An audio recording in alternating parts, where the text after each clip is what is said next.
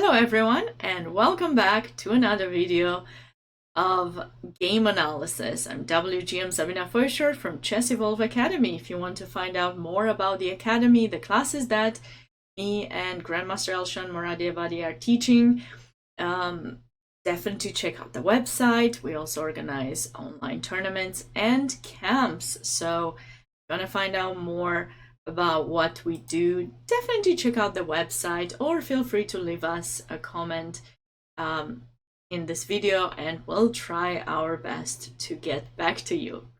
But as you know, we kind of started this series of game analysis. We received another game by Mr. No Tricks, and we're going to go over it. What's interesting about this game is that it's not a usual opening, so this video is meant to teach you how to deal with maybe surprisingly unexpected move orders from your opponent. So white started with the move e4 and black responded with b6, Owen's defense. This is something you don't see that often. Typically, depending on the level that you are at, I would recommend something that gives you more control over the center earlier in the game. You could choose to play 5, you could choose to play the Caro-Kann, maybe the French, even Sicilian would be something to do. b6 is quite interesting, so if you got to a level where you can understand when is the moment that you have to counterattack the center,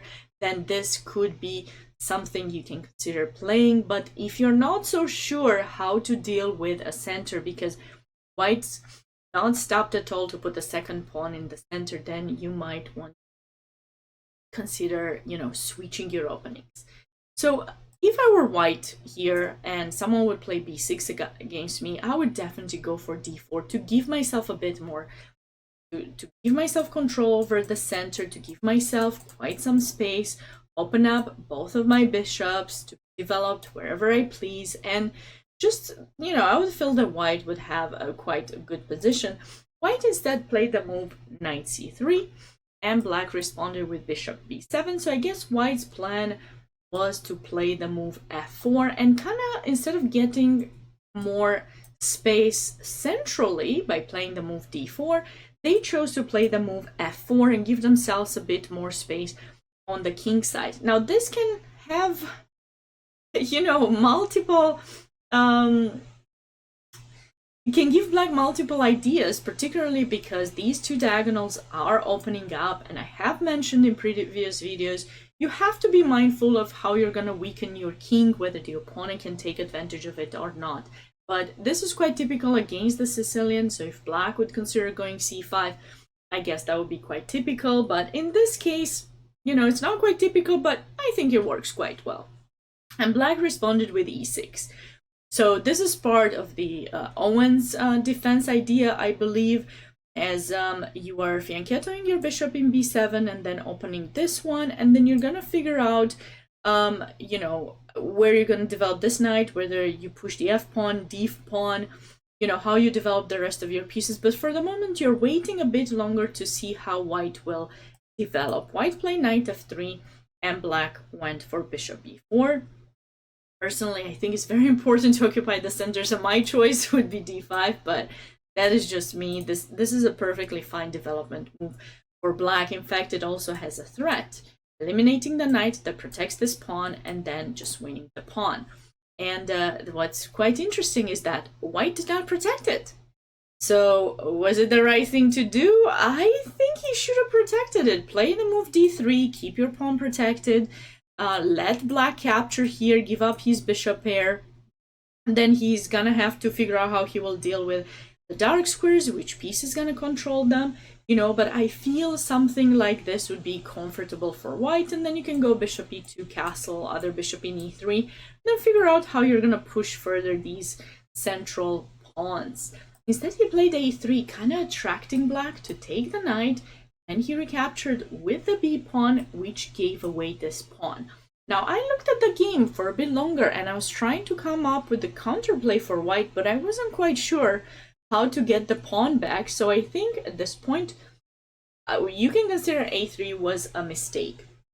Now, if you ever deal with such situations, because it can happen, you can just not figure out what's the best way to defend. You'd rather, give up a pawn and get some initiative rather than protect it. It's totally understandable, but you need to find some initiative, some ways to attack the opponent, create threats so that they are struggling with their development, especially if the pawn loss happens early in the game.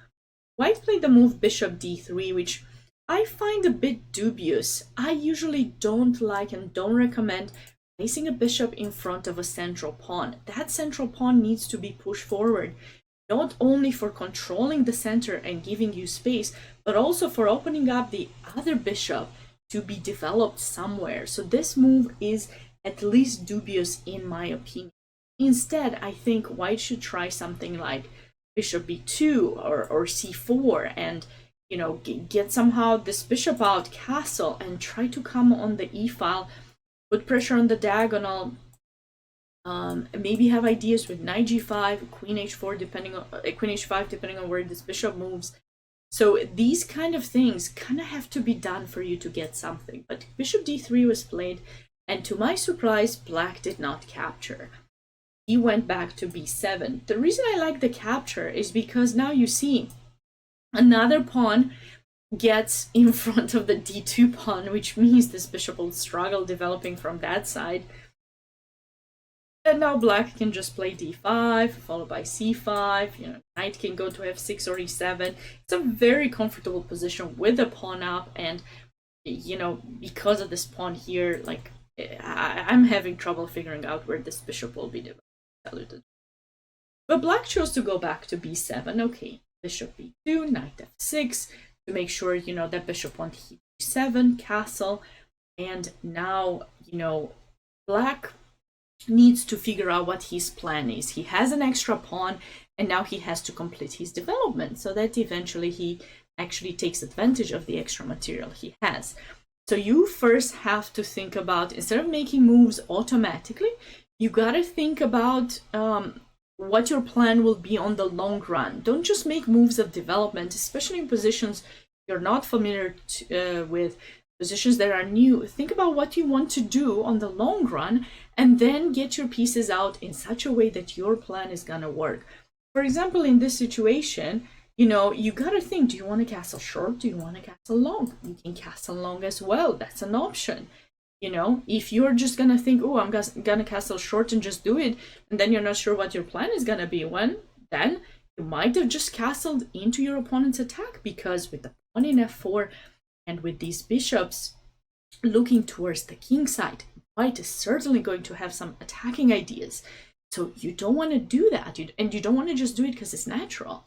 So black can play something like knight c6, queen e7, and long castle, and be quite comfortable with a long side castle. Now that we will have opposite side castlings, we can actually start attacking white's king.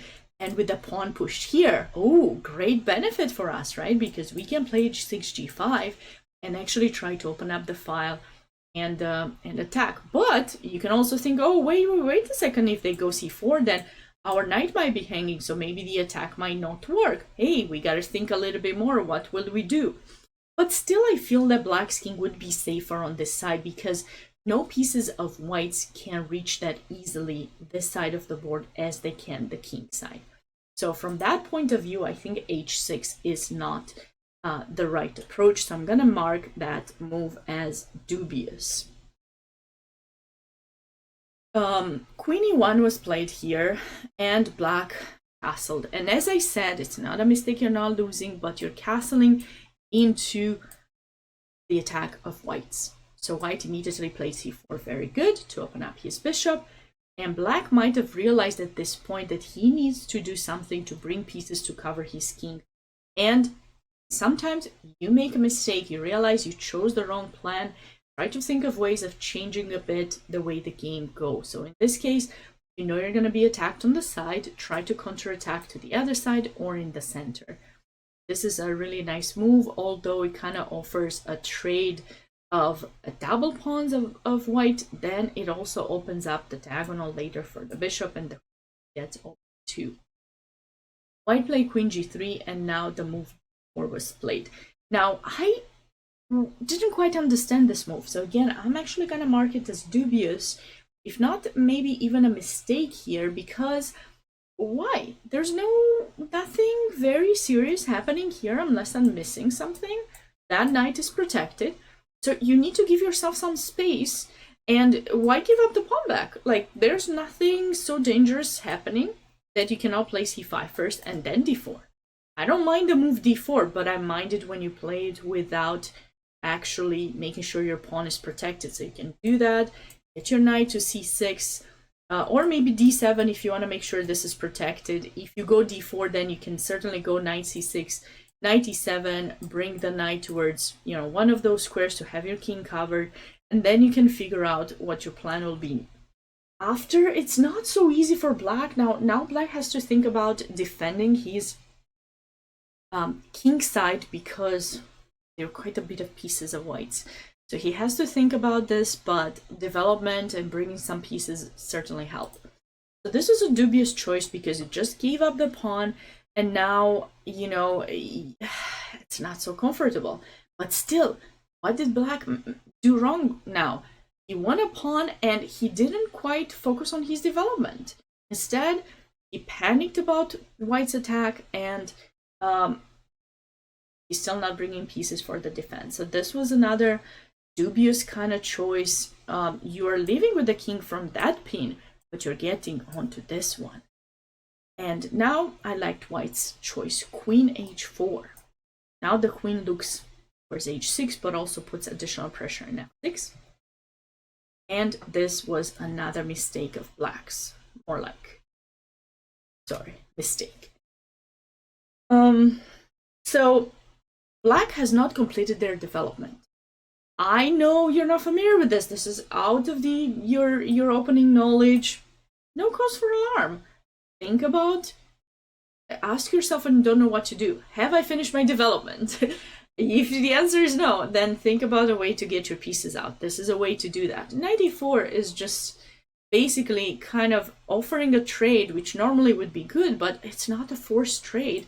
This knight is kind of hanging. In addition, because you move the knight from there, these ideas with queen takes h6 are gonna be happening soon. So I think white should have kept his queen h5 or queen h3, keep the pressure on h6 because of that diagonal, and black might need to go back here, in which case he has wasted time. And since we kept the queen there and we know this is a hook, right? You remember maybe from other videos, g4, g5 idea could be dangerous, very dangerous. And the reason why I can afford to push that pawn and weaken their king is because black's pieces cannot really reach to have a threat. It is white that's gonna open up things first. But queen g4 was played, which may have given black the opportunity to at least go back, and you know, now he can still go queen h3, but at least he wasted a move or two. But black played rook g8, and this move just keeps the king trapped. You should be mindful about making these kind of moves, especially with underdeveloped pieces. And now, you know, there's this little tactic that's actually quite gorgeous, I would say. Take here so that we deflect the pawn from controlling that square, and now the queen comes to g6. And because the bishop opened up, we got a little checkmate over there. And also, let's not forget, you gotta be careful about that diagonal opening up too. So if you're thinking, ooh, I got knight f6, I can protect, no cause for alarm. No, you cannot. Bishop takes f6 and checkmate. So whew, this position gets to be really scary. So queen e2 was played from white's perspective, but I didn't quite understand why. There's no threat here. You're keeping your queen. You definitely want it where the king is. So this was definitely like, normally I would put it dubious, but here it just seems like a mistake. There's no point to retreat, no threat. And it gave black the opportunity to go back at least to kind of keep his king a bit covered for a bit longer. White is attempting now to start pushing, you know, g4, g5 potentially, but this gives black the opportunity to complete their development. You know that saying, the person you don't let to die, they don't let you leave, or something? At least it's in Romanian, hopefully that exists in English too. Sometimes you might hear these kind of sayings from me, but you know what? You gave him a chance. He's gonna take it. He's gonna take it. Why not? Develop the knight, bring it to c5, try to get rid of this bishop. Let's get rid of it. That bishop is dangerous. And now, only now, white probably realized that he has to attack. But guess what? He wasted too much time and he played the move f5, but this was not the way he should have done things. That's why this is a mistake.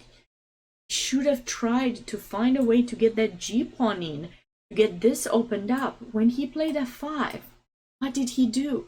He closed his own bishop. Don't look at the engine that it says it's a mistake. Understand why it's a mistake. If you ever use the engine to analyze your games, make sure you understand the reason why those moves are wrong. f5 allows black to go e5, and guess what? Both of your bishops are closed. So this is not the way you're gonna build up an attack to black's benefit. Now he played the move e5 very good, and now he stands better. He doesn't need to worry about the attack anymore. So with white, if you want to do something, prepare things, maybe go back here, knight f3. And then if you need to move the king, move it. Otherwise, g4, g5. You want to open up the bishops. Don't play a move hoping that your opponent is going to respond a certain way. Make sure they're forced to do that and they don't have better moves.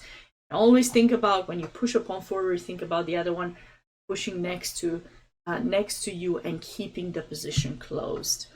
So that was a good move from black, and I'm gonna give him a good move sign here.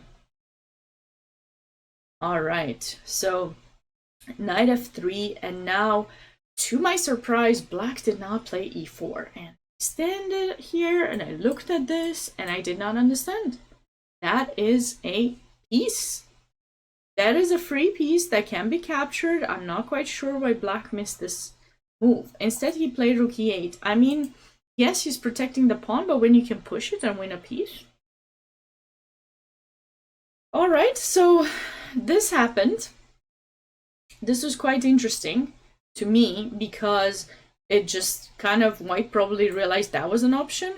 So now, since he's not sure how to stop it, because the thing is, this bishop is actually trapped after this, he ended up sacking a piece. So that's why I'm not putting rook e8 as a mistake, because he still wants to win the piece. Maybe he thought it's a better circumstance because he improves the position of his rook. So, okay. Now, queen e7 was played, and the way to win a piece was probably this, right? Knight d7. This clearly wins the piece because the bishop is pinned and you're putting another pressure. You know what they say, put pressure on the pinned piece. The reason why black probably didn't do it is they might have been worried about this and then queen g4 check, but I think black is okay after this. If you go, for example, queen here,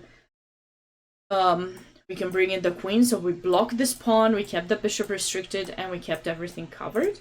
So if you really want to have something dangerous, you should play f6. This way you are having ideas with queen g7. Of course, we're also queen f5 to mate. But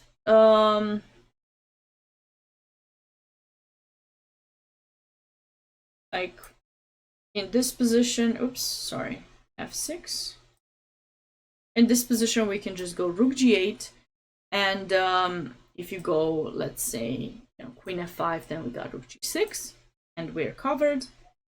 And or even rook takes g2. My bad. That's even better. First that, and then a discover check, maybe even winning the queen. And if you go queen h5, the same thing. So you see, this seems to be perfectly fine for black. Of course, it can be a little bit scary, but a piece is a piece. You gotta take it. Maybe this was something else that black could have been worried about, but then, we can just capture the bishop, and then this rook can come over there. First of all, that's with tempo, and then when you capture here, we can take, followed by, like I said, this kind of idea, going for g2, because suddenly, we are attacking as well, and black is perfectly fine. We also have knight f6. Yes, you have to defend a bit, but this is a piece. Instead, he went queen e7, which allows white to protect the bishop. Queen c5, very good, king there. And now once again, knight d7 was an option, but he did not play it still. He went for rook e7, which was a mistake. No, if you're not going to take your chances, you need to spend the time. And both players, look at their times, right? They have time. 17 minutes is enough time to stay here and spend some time and figure out if you can win the piece. This is what we call in chess a critical moment. And if you're not spending the time with it, you're going to miss some opportunities. See here, now you're not taking the bishop. White has the opportunity to offer a queen trade. If the queens get traded, we're not pinned anymore. We're going to escape with the bishop, and then guess what? White is up a pawn. So we are going into a difficult situation again. Queen c6 was played. Of course, you want to avoid queen trades now that you're losing material. And for some reason, white went queen f3, kind of still hoping for going for that idea. But the problem is now if we trade, white has to take like this. And yeah, you got an extra pawn, but messed up pawn structure. It doesn't even look like you got an extra pawn with two double pawns, pairs of double pawns, you know? So this move I didn't quite like. White let go of his small advantage. Maybe he can protect with the queen here, and then he might have the opportunity to take here, you know, and mess up black's pawn structure later. But queen f3 allowed that, which surprisingly black didn't do. So I don't like that that didn't happen. But even so, now white has the bishop pair and an extra pawn, but black found some compensation by, you know, finding a few trades, like the rook trades. And, you know, this endgame should still be better for white, but it is very important for white to keep the bishop pair, something that he did not do. In a game, this was a topsy-turvy game, right? Because first black was better, he had the pawn up, then he was much worse, white could attack, then black was much better, extra pawn again, and now it is white with the extra pawn and the bishop pair. So you have to kind of be mindful about the changes that happen in the game so that you know playing for a win or if you should try to keep the position balanced. So in this case, white should hold on to the bishop, move the king from the pin, chase this knight away, and then the bishop can come back into play. Then you can start d4, d5, he pushes pawns forward. So it will take him some time, but you have to try to improve. If you make this move, king h2, it's a mistake because you allow black to take. And this is automatically something that you try to avoid because opposite color bishops. You have an extra pawn, but when it's opposite color bishops, if you don't have, you know, two passed pawns separated far away or lots of pawn weaknesses for the opponent, your chances to play for a win are close to zero. Also, I don't know if the player playing with the white pieces looked at the rating and just wanted to make a draw because, you know, there's a big rating difference. That shouldn't be the case anyways. You should play the position, not your opponent. It's always my advice, my motto. You know, maybe sometimes I can't do it myself, but it's something that, you know, when you teach, you want to teach the right thing, and that's, in my opinion, the right thing. Play the position. So black gave white the chance once again to save the bishop, but he didn't want to do it. And after bishop here and trade, yes, he got this pawn. He still has kind of a good position, but it's quite hard to actually have a chance to win in this endgame. They played some more moves, but, you know, there's no easy entrance for white, and black has kind of blockaded those pawns. There was maybe one opportunity here, so black could play better. In this position, black should kind of bring the king here, keep those pawns stopped, right? So even if we give that pawn away, takes, say king e6, you know, the bishop stops those pawns, the king stops this one, and this should end in a draw. But he gave white one last chance over in this position, allowing him to enter with the king and support that c pawn. and this was the last moment that white could have taken that opportunity, or maybe one more move, because then they played here, and then this was played. I don't know where white went, so white had this opportunity basically to bring in the king and support this pawn to promote. And do much. This bishop will stop this f pawn, that pawn, or this one will promote. They're two protected pass pawns, protected, connected, however you want to call them. Those pawns are dangerous. So black's made a huge mistake to allow that to happen. He could have made things so much easier after the capture, I think, instead of this move. Going back to it now, maybe, it makes more sense. That's why I went for it. You can play here directly, and if they go d4, then you take this pawn, that's covered. If they go back, okay, they went back. You can now go, if you want, king g6 to try to go to that one, but, these pawns won't be able to push. So black has made this a few moves that were inaccurate and made it, it gave white too many opportunities, but unfortunately white didn't take them at the end. So much information about this game, so many things that could have been learned. I made this video quite long, but I just wanted to make sure you guys had a lot to learn from it, and you enjoyed it. Certainly hope to see you in the next video.